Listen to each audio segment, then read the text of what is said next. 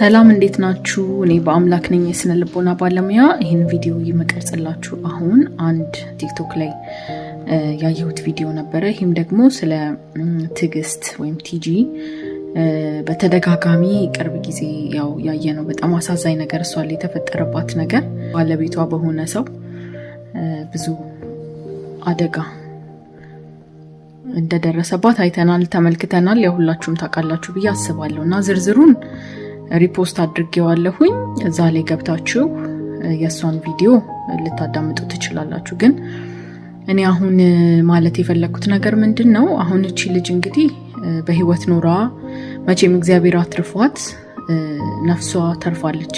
ሁኔታው ግን ኦልሞስት ከመግደል ሙከራ የተናነሰ ነገር አይደለም የገጠማት። እንደዛም ሆኖ ግን በብዙ ችግር አልፋ እንግዲህ ወንጀሉን የፈጸመው ሰው ደግሞ በህግ ቁጥጥር ስር ሊውል ችሏል። እንደዛ ሆኖ ሳለ ግን አሁን ደግሞ የተፈረደለት ፍርድ በጣም የሚያስቅ ፍርድ ነው የተፈረደለት። እንደገና ደግሞ ይግባኝ የሚባለውን ነገር ደግሞ ጠይቆ እንግዲህ ቀጣይ ቀጠሩ ደግሞ ሚያዝያ 8 ነው መሰለኝ ያለችው እንዳለ ተናግራለች እሷ።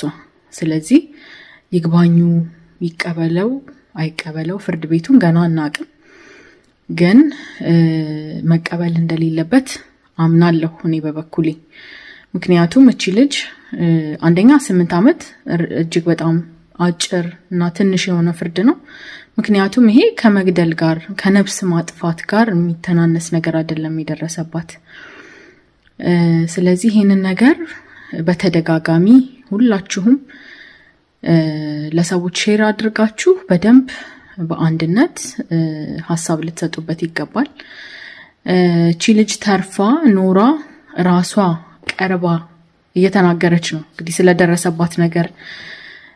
ይሄ የደረሰባት ስነልቦናዊ ጫና ሁሉ ትተነው አሁን ቅድሚያ የምንሰጠው የነፍሷ ጉዳይ ስለሆነ መቆሟ ስለሆነ ዋናው፣ ቀርባ ግን እሷ በህይወት ኖራ እየጠየቀች ነው ያለችው። እቺ ልጅ ፍርድ ነው የምትጠይቀው፣ ፍትህ ነው የምትጠይቀውና ብዙ ደግሞ እንደዚህ ቀርበው ሳይወጡ ነፍሳቸው የጠፋ በአካል ተገኝተው መናገር ሳይችሉ ብዙ በደልን ያሳለፉና ተሸክመው ያለፉ ሴቶች ደግሞ አሉ።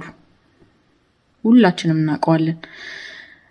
ይሄ በሆነበት ሁኔታ ዝም ማለት አለብን ብዬ አላምንም።